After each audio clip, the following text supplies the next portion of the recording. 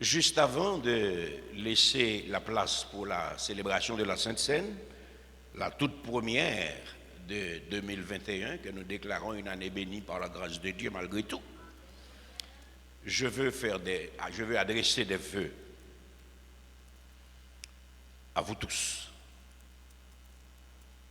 Je ne veux pas faire de pléonasme, mais vous le savez, je vous aime de l'amour de Jésus. Et je veux faire des vœux à la diaspora haïtienne et la diaspora du monde entier. Tous ceux-là qui nous écoutent, de la part du Seigneur, je leur dis, soyez bénis. Courage. Travaillez dur et fixez des objectifs de grandeur. Vous êtes en diaspora. Souvenez-vous toujours que vous n'êtes pas chez vous. Travaillez dur et fixez-vous des objectifs de grandeur. Priez pour votre pays d'origine. Dieu peut changer le courant du temps. À nos jeunes en Haïti, je dis, même quand tout paraît désespéré, croyez encore en des lendemains meilleurs. Si tu crois, dit la Bible, tu verras la gloire de Dieu. Même quand tout paraît désespéré, croyez encore en des lendemains meilleurs. Rien n'est impossible à Dieu. Sa promesse est certaine. Il a dit, vous serez en haut, vous ne serez jamais en bas. Croyez-le, vivez votre foi. Dieu vous élèvera en son temps. Aux grands ténors qui dirigent ce pays, à la classe politique, aux bourgeois, aux intellectuels, à la société civile, je veux dire, s'il vous plaît, devenez conscients de vos responsabilités. Devenez conscients de vos responsabilités. Plongez un moment vos regards sur votre nation. Regardez Haïti par rapport aux autres nations qui ont traversé des temps difficiles et qui ont renversé la vapeur. Des chefs d'État qui se sont assis avec leur opposition et qui ont planifié ensemble l'avenir de leur pays. Comprenez que ceux-là, ils ont de la dignité, ils ont l'étoffe de chefs. Ce sont des hommes et des femmes d'État qui peuvent le faire. Et en Haïti, nous pouvons nous élever à ce niveau d'hommes et de femmes d'État. L'opposition et le pouvoir s'asseyent ensemble pour bâtir, planifier l'avenir de leur pays. Le fait de diriger leur pays avec sentiment et grandeur ne les a pas empêchés de devenir riches, mais au moins ils ont la dignité de chefs responsables. Et leurs passages ne sont pas néants. À la classe politique, je souhaite qu'elle s'élève plus haut que ce niveau de médiocrité dans lequel le pays traîne. Au lieu d'être des courtiers, des brasseurs d'affaires, des prévaricateurs, au lieu de soutirer l'argent de la bourgeoisie corrompue pour planifier des manifestations sanguinaires, ils peuvent se tourner vers leurs responsabilités. Au pouvoir en place, nous souhaitons que nos autorités cessent de parler de zones de non-droit. Les zones que vous appelez non-droit ont des droits, en fait.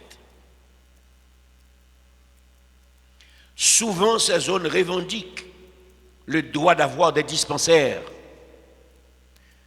Ces zones revendiquent le droit d'avoir des écoles, des espaces de loisirs, de quoi prendre soin de leur famille. On dit souvent que les familles ont démissionné. Moi, j'ai fait l'expérience des familles qui ont été appauvries Et je demande à cette classe politique de comprendre avec moi que quand un père ne peut pas répondre aux besoins de sa famille, il perd son autorité. Et quand on dit que les familles démissionnent, on a besoin de comprendre que dans la majeure partie du temps, c'est la politique qui assassine l'équilibre de la famille. Il n'y a pas de travail. Il n'y a aucun point d'ancrage pour des pères de famille. Et quand ils ne peuvent pas prendre leurs responsabilités, les enfants se débrouillent seuls. Le père perd son autorité. Souvent, les Haïtiens, nos frères et sœurs, abandonnés dans des zones déclarées de non-droit, réclament justice. Justice sociale.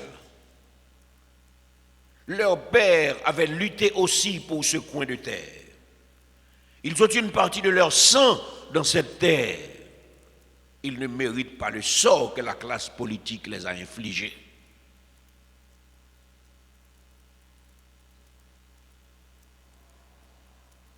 Aux responsables politiques, nous souhaitons que la paysannerie devienne une priorité. Les marrons, les bossals, ils ont travaillé aussi, pas pour être là. Leurs pères ont lutté aussi pour nous donner ce pays. La culture de la terre peut devenir une industrie et un art. Il suffit d'avoir des chefs qui s'élèvent à la hauteur de leurs fonctions. Enfin, je dirais quand Haïti est en péril, le pays doit être debout comme un seul homme. Et ce disant, je me rappelle Israël. En 1976, ce pays avait seulement 28 ans. En 1946, Israël, après avoir été assassiné par l'Allemagne, particulièrement par Hitler, 6 millions de Juifs dans les fours crématoires, 350 à 370 000 hommes et femmes ont laissé l'Europe pour entrer chez eux en Israël, sous la direction de David Ben-Gourion. Ils ont bâti leur pays. C'étaient des hommes de dignité et de grandeur. Ils ont bâti leur pays. Haïti a voté aussi pour qu'Israël soit reconnu dans la société des nations. Notre vote était le dernier attendu. Si Haïti votait non, Israël ne serait pas reconnu. Mais Haïti avait de la dignité politique à l'époque. Haïti a voté oui et Israël a été reconnu comme nation.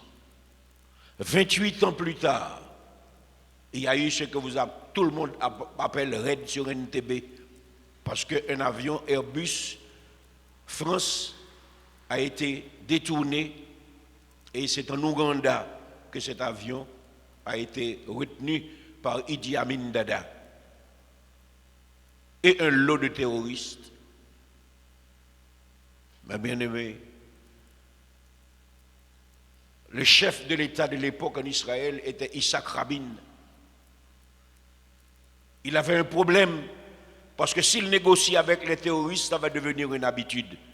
Mais ce qui m'a impressionné, c'est que 28 ans seulement après avoir pris les rênes du pouvoir dans le pays, ces gens sont devenus solides. Et ils ont compris aussi qu'une armée n'était pas nécessairement une armée de répression, mais une armée était une armée de défense et de progrès pour le pays. Et ils ont édifié une armée puissante.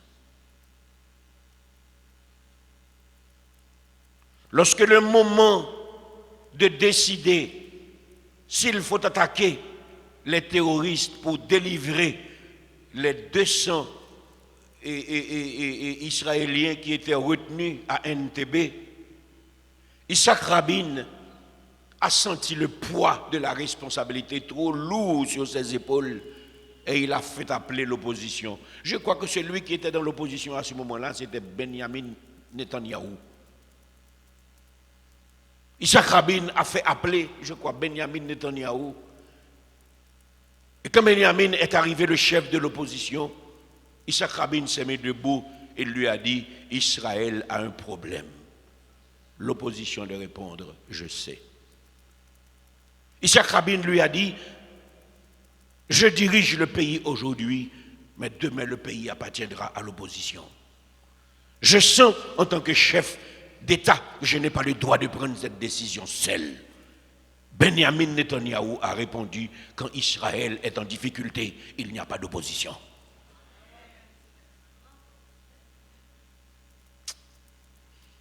Quand Israël est en difficulté, il n'y a pas d'opposition.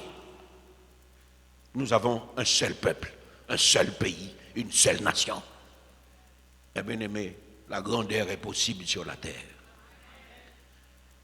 Et ma volonté, mes vœux, c'est que les dirigeants de la classe politique haïtienne comprennent leurs responsabilités et s'élèvent à leur dimension d'hommes et de femmes d'État. Le changement est encore possible. 2021 commence.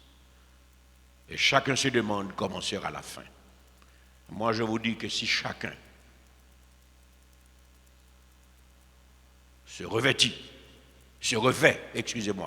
de l'étoffe de l'emploi, c'est-à-dire habillez-vous en chef comme il faut, pas un chef bout de bâton qui a marché écrasé, brisé, mais un chef prévoyant qui a anticipé l'avenir et prend responsabilité.